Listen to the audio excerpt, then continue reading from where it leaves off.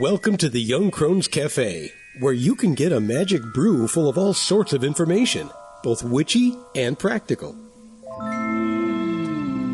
Grab a cup of coffee and join us. I'm Elizabeth, a wordsmith. And I'm Dave, a modern-day sage.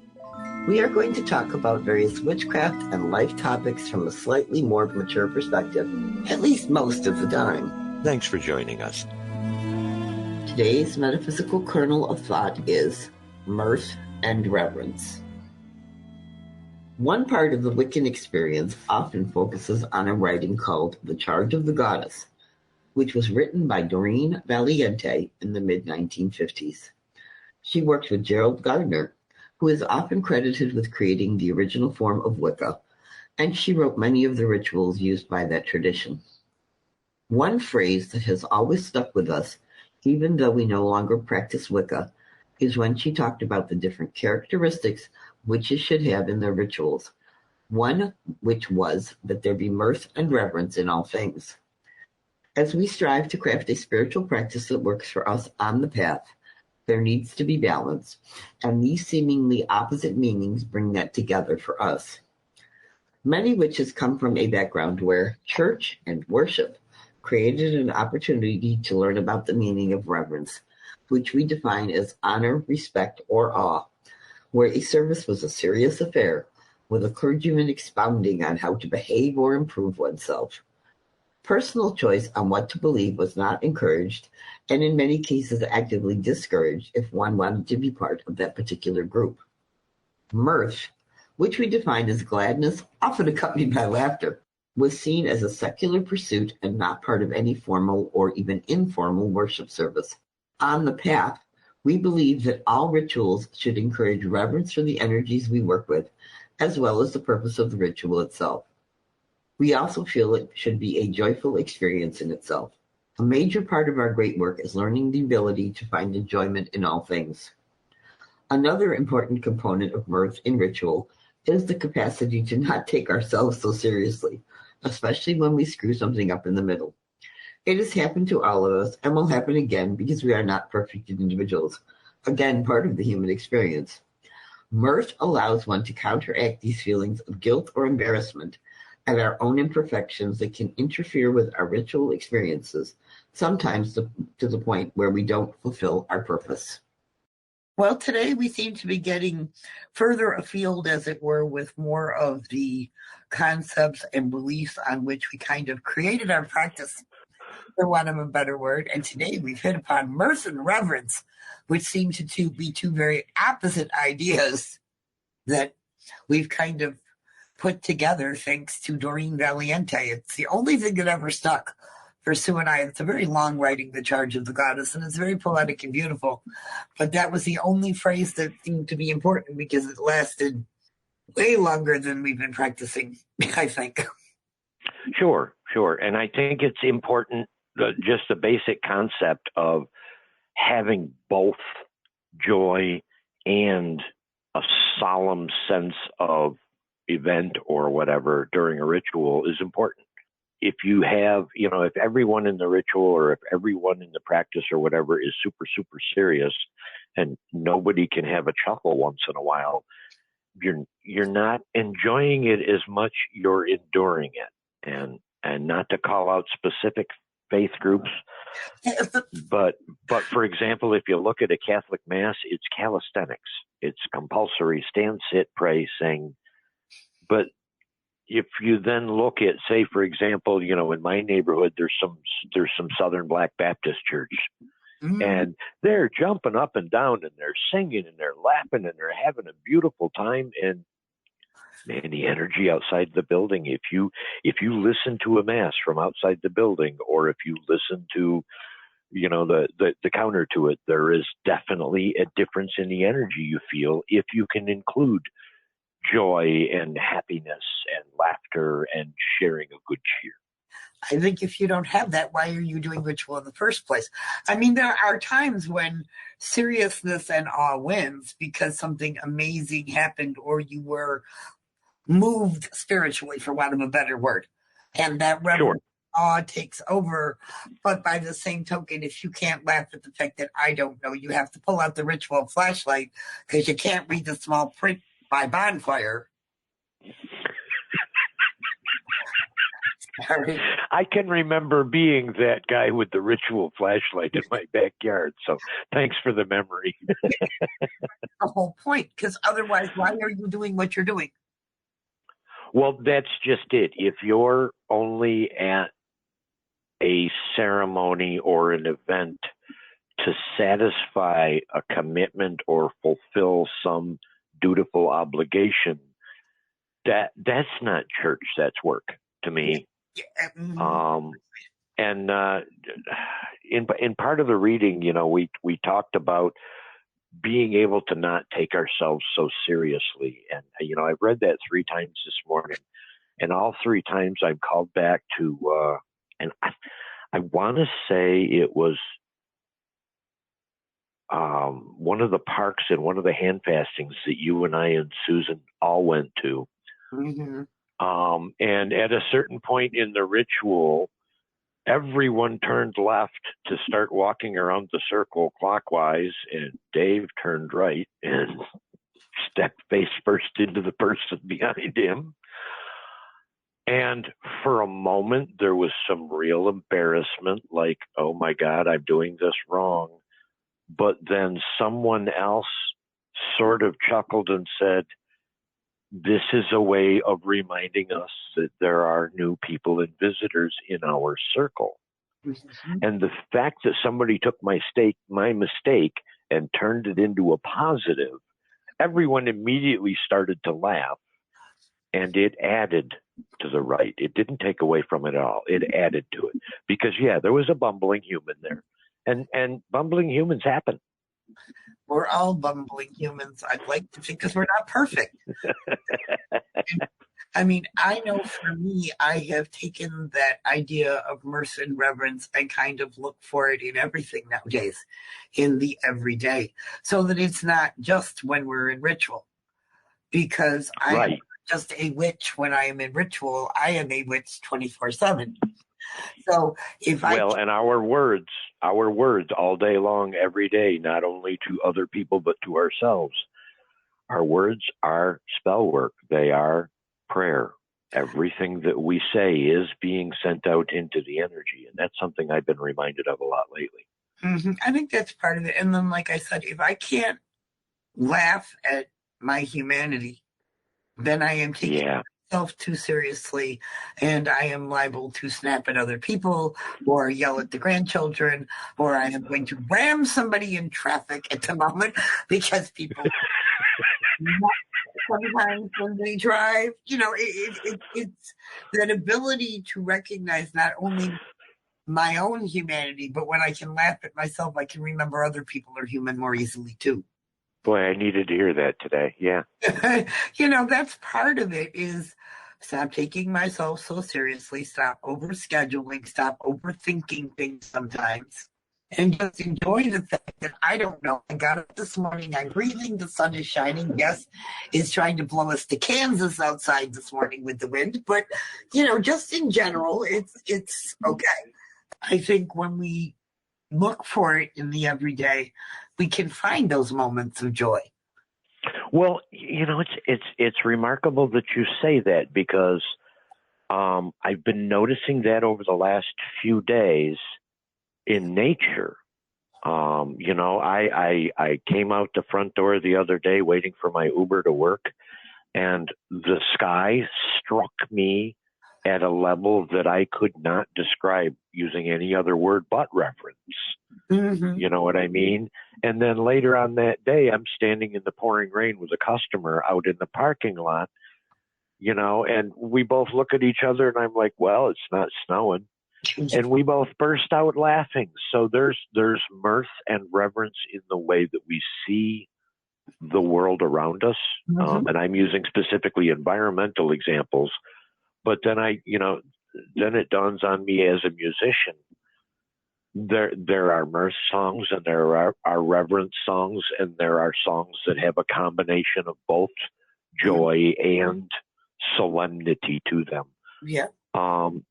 So yeah, I guess what I'm doing with this is taking mirth and reverence even out of the path and into just a way of looking at the universe around us. I think so. That's kind of where I've gone with it. Because if you see me sending emails at the bottom, it says, "May you find mirth and reverence in all things." Mm-hmm. Yep. It's a tagline that I have. And the idea is, yeah, it is out there, and take a minute and enjoy it. Sure. Yeah. There's as much silly as there is serious. And I think part of it probably from growing up in Western culture, we're sort of trained to pay attention to all the serious, and the silly isn't as important. And now in our 50s and 60s, we begin to realize how much laughter and giggling or just smiling has an impact on our lives. Sure. It helps some days, because if you can't smile and laugh at the insanity around you, you're going to bang your head against the wall. Well, if you can't smile and laugh at it, then you're in it. That tells you something. Sure. Pretty much, yeah. That's actually really relevant to the last couple of days that I've had on Earth. But I remind myself when I'm in the middle of one of those chaos, everyone is exploding at everyone moments. Uh-huh. There's an old James Garner movie called Support Your Local Sheriff. Yep. And he takes a fire hose to a bunch of people that are in a fight, and the next thing you know, it's a muddy mess, and everyone is laughing hysterically. Well, of course. I mean, sometimes you kind of have to be the sheriff in that respect, at least for yourself.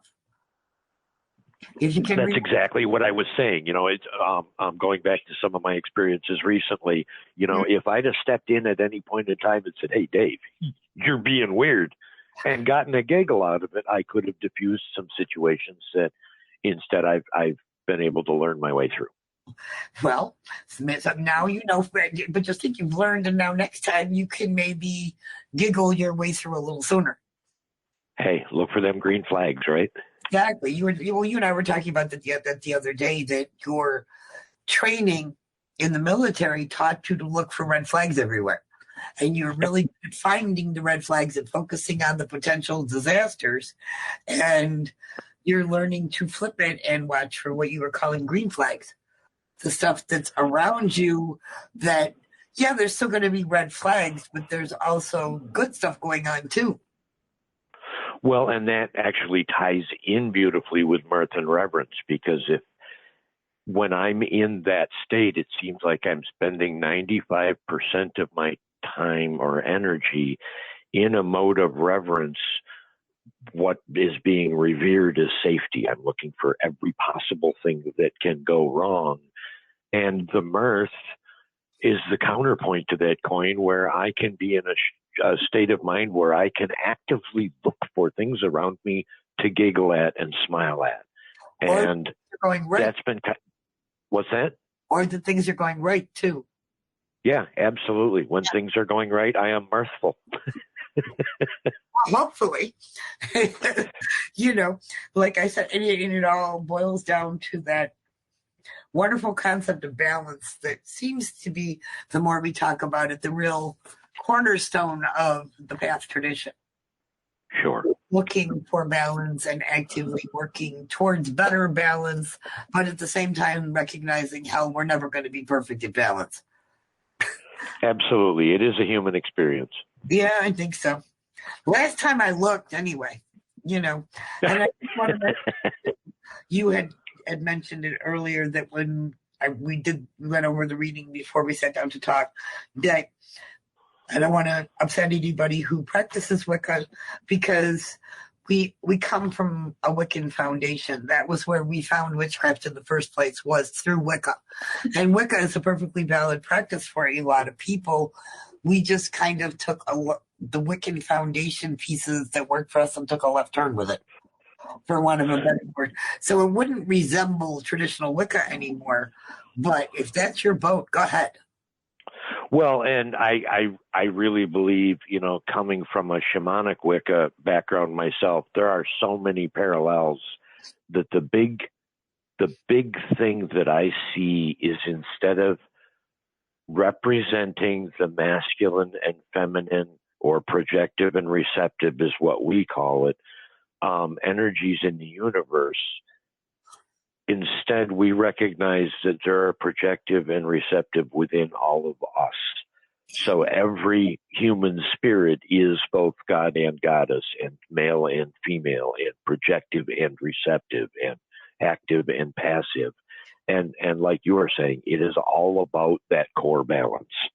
I think so, and however you choose to represent yourself is fine, and Absolutely. Yep. And I think a big part of it is we don't have to have a god and goddess in everything when we do ritual. Well, and I believe, like I say, from my background, that both of those aspects are aspects of me. I think so. I think they're aspects of all of us. And the more we look for that, the more we recognize, oh my Lord, everybody is the same in that respect. And we are all divine. And it certainly would eliminate a lot of conflict if the rest of the world kind of thought that way. It certainly, when I focus on it, when I'm able to, it helps me be more compassionate. Absolutely. Just in general, we're more accepting of others and ourselves and our ability to celebrate our differences instead of finding ways to create barriers with them, I think. Boy, I'm trying anyway. Me too. Well, that seems like a good point to end it now that we've solved the problems of why people universe. I was just going to ask how your coffee mug was, because I'm out of macchiato here. I am empty, so until next time, may you find mirth and reverence in all things, and hopefully now you'll know a little bit more about why I say that. Be safe, be kind, and be loved. Witchstones are a divination tool we created as part of our practice that deals with what we call concrete stones, specific types and kinds of energy, and conceptual stones, things and ideas about witchcraft, which can be read with either a seen or an unseen meaning. Recently, we have developed a set of oracle cards using this information. We would like to introduce you to one of these stones right now. In today's Witchstone Spotlight, we'll be looking at the stone card for altar. Concept stone cards focus on an aspect of the craft rather than a specific physical energy. The altar is the third of 8 physical concept stone cards that relate to the energy of actions or results. It displays a black crossroads with a white, red, black, and gray dot in each quadrant, surrounded by a gray and red border. The border being split, gray over red, tells us that this is a concept stone card. The border being gray over red, or water over fire, tells us that this card represents a physical concept. The center part of the crossroads on the altar stone is the point where the 4 quarters and above and below meet for turning the ordinary into the magical for us on the path. The 4 colors, representing the 4 physical elements and directions, are depicted as a reminder of the need for balance in our lives. Physically, the altar is simply a flat surface that is a focus for rituals, but is much more than that spiritually. It is a place of focus for spiritual awakenings, setting our intentions, offering devotions, expressing gratitude, meditating, reflecting. There are endless choices of what we want our altar to be on our spiritual path. For us, it is about what we hold most sacred in our lives. An altar is the outward expression of our beliefs and a place to work with the energies that we in. It is the central point where we work practical magic or offer devotions, so as the energy is released, it is sent out into the universe. As it is projective, this projective energy is associated with the light half of the year. The altar stone card is associated with the full moon. It represents creativity and inspiration when reflecting on the element of fire. The altar represents flow of actions when reflecting on the element of water. In a reading, the scene energy for the altar stone card is personal practices, power of the physical elements, and practical spell work. Personal practices may be about remembering what is important to us. The power of the physical elements is always available to any witch to call upon when you need it, and this may be the reminder that they are there and that we may need them at this time. And practical spell work is an integral part of creating personal change as a witch, and this may be a reminder for us to keep things simple or get back to basics. The unseen energy for the altar stone card in a reading is personal practices, elemental imbalance, and spell work needs mundane follow-up. Personal practices may be about using what is most important to us, or that we need to do some type of practice we may have been neglecting or haven't kept up on in a while. Elemental imbalance may mean we are caught up in the energy of one type and need to find a way back to balanced use of all energy types together. And spell work needs mundane follow-up may be a reminder that casting a spell on the magical side without doing the day-to-day stuff that you need to do on the mundane side to keep that magic working might be keeping us from what we need to manifest quickly or even at all. Before we go, we would like to present you with a tip or trick or witchy hint, just something to make your day go better, because we live in a mixture of the magical and the mundane. Today's tip, trick, or witchy hint is a practice I've recently developed to help me cope with a moderate level of seasonal affective disorder that I deal with. In its most basic, this manifests itself in my life as a growing or a building depression during the winter stretches where we have 4, 5, even 6 days or more of gray in a row. Absence of observable sunshine, the lack of sightings of blue sky, and the shortness of the days, the lack of the moonshine and starlight, these all add up to a considerable amount of what I refer to as depressive load. In the past, I've used little mantras like pointing out the blue sky to myself and commenting about the beauty of the night sky just to help me notice more of the good occurrences and help me maintain courage and grace through those gray stretches. This year, I've added a component to this practice that helps evolve some of my self-care into sharing a positive influence with others around me. So each day, I actively, aggressively on some days, seek out and look for even the smallest patch of blue sky or sunshine. Similar to looking harder to recognize more of the synchronicities in our life, this is a way of my looking harder for those positives and de-emphasizing the negatives. The new and extra component to this is that I share it with those people that are around me. I try to point out to at least a few people every day when there is a moment of blue sky or sunshine. I point at it. I call it out. I compel others around me to look at it and marvel and even start a brief discussion about how nice it is to be able to notice these moments, even during the darkest and grayest of days. My initial goal was to engage at least 13 people each day that I saw sunshine, talk about it with them, share the hope in these moments. Recently, I've dropped down to 7 people, and in your environment, it may even be more or less. I work in a store where I'm around metaphysical people all day. The point is, once I've actively talked up that blue sky and sunshine moment with at least 7 people each day, I count that as a full dose of my self-care and openly shared seasonal grays medication. So then when I experience a few days of gray, I envision this energy reserve that I have stored and shared during these brief conversations. This thought sustains me through those gray days, and I'd like to think that I'm sharing some of my magic medicine with each person that I share with, and adding to the net positive in my daily universe. So when you see that next ray of blessed sunshine, share it with someone. Talk about it. Point it out. The net result is that we might all feel lifted, even if just for a moment.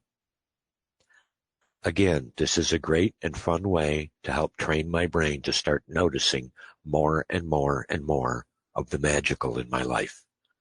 And I hope this suggestion helps you in your own expanding practice. For now, be safe, be kind, and be loved. Well, it looks like the coffee cups are empty for this week. We hope you join us again next Tuesday.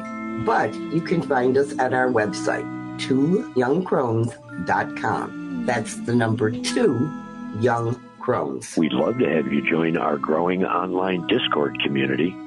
Check out our new Patreon presence. Just look for Young Crones Cafe. Through Patreon, you'll be able to make it to our Discord. We are also Young Crones Cafe on Twitter and Facebook. Until then, remember, we are witches who work with energies to effect change. We are believers in both immanent and transcendent divine. We are celebrants of the passage of the solar and lunar cycles. We are hedge walkers who pass back and forth between the worlds of the magical and the mundane. We are seekers of knowledge. And we are walkers of a spiritual tradition we call the Path. So mote it be. So mote it be.